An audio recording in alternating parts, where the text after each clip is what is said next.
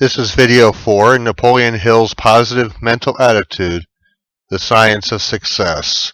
If you would like to purchase the book on Amazon, please click on the link at the top of the description below. You may wonder how to start overcoming this terrible habit of avoiding decisions.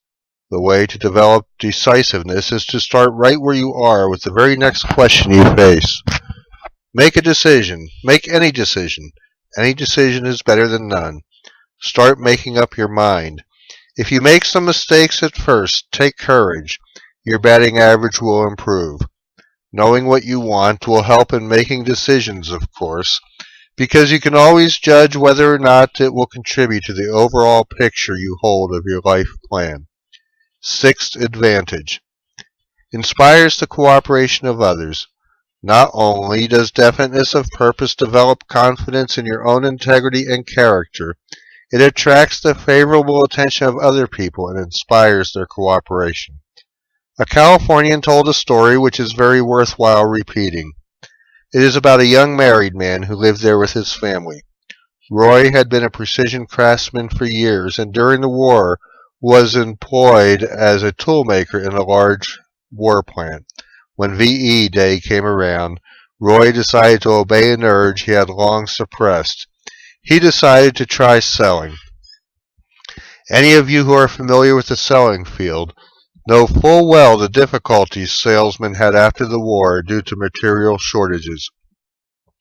About all any salesman could do was show the customer a picture in the catalog and express a hope.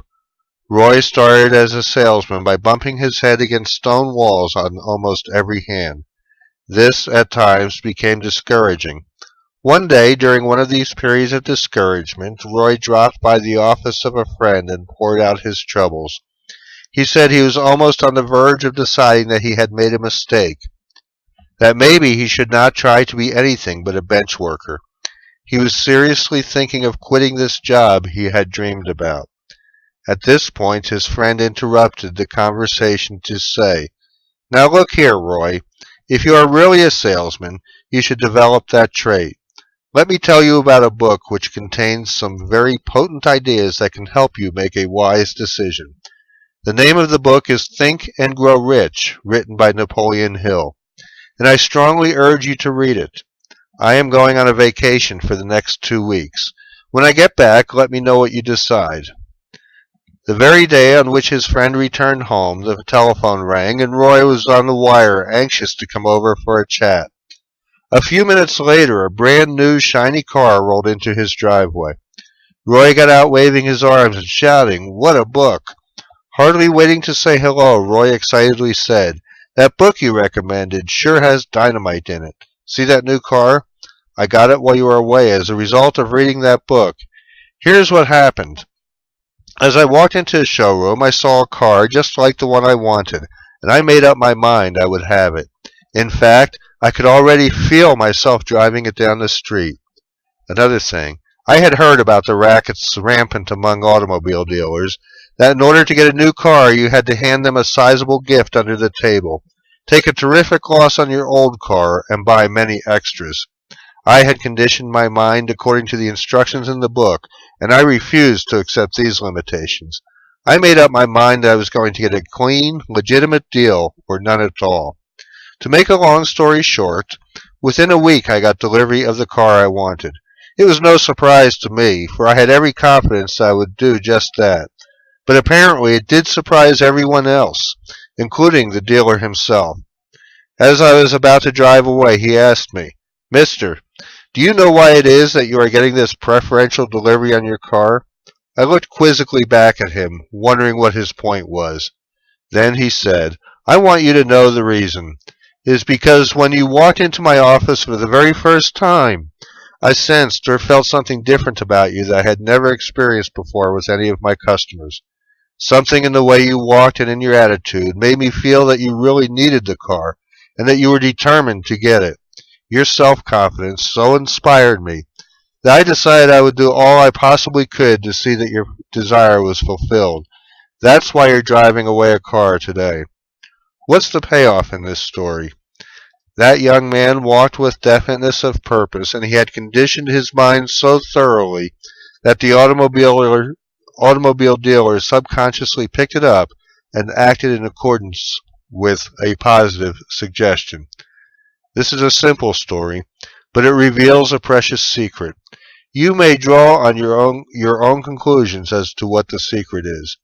The most profound truths are wrapped up in simple incidents which escape the notice of most people. This is not the end of this story. Roy has completely changed his habits of thinking. He left the first sales job, which was proving so disappointing, and within a week after getting the new car, he was offered 5 different selling positions, each one of which held greater opportunities. As Roy expressed it, I carry this book around with me, and whenever I feel like I am slipping, I pull over to the side of the road and read a chapter, and it puts me back on the right track. Definiteness of purpose does indeed inspire the cooperation of others. The man who knows where he is going and is determined to get there will always find willing helpers along the way. 7th advantage. Prepares the mind for faith. Greatest of all the benefits of definiteness of purpose is that it opens the way for the full exercise of that state of mind known as faith. It makes the mind positive and frees it from the limitations of fear, doubt, discouragement, indecision, and procrastination.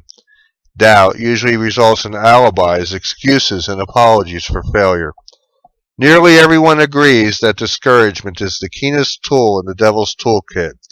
We have emphasized the dire results of permitting indecision to leave you forever on the fence, letting others do your thinking.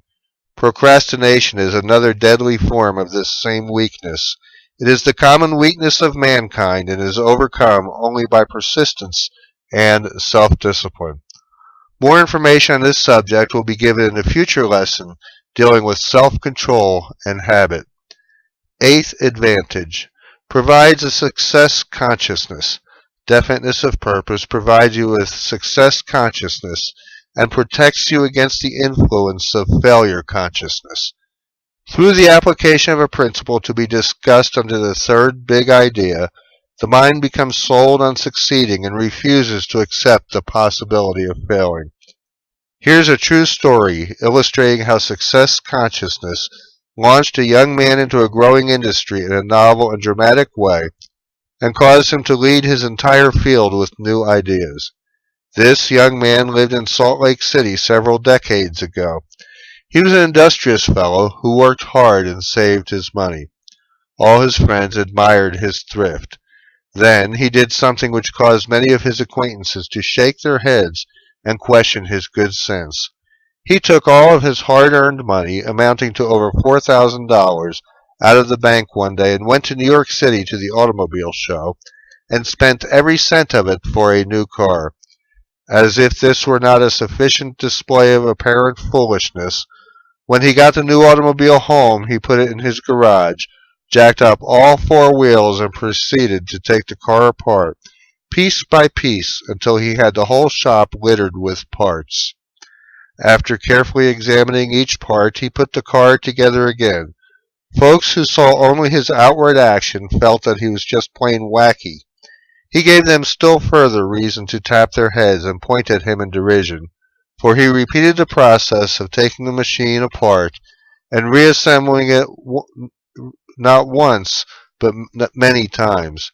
In a few years, those who had scoffed became convinced of his good sense. For that young man was Walter P. Chrysler, and when he began making automobiles, his product led the entire industry in worthwhile improvements and innovations which increased the joy of motoring. Little had the casual observers known what had been going on in the young man's mind.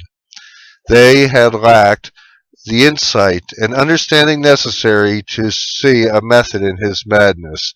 They had never heard of a man's definiteness of purpose conditioning his mind and deliberately making him success conscious before he ventured into the business.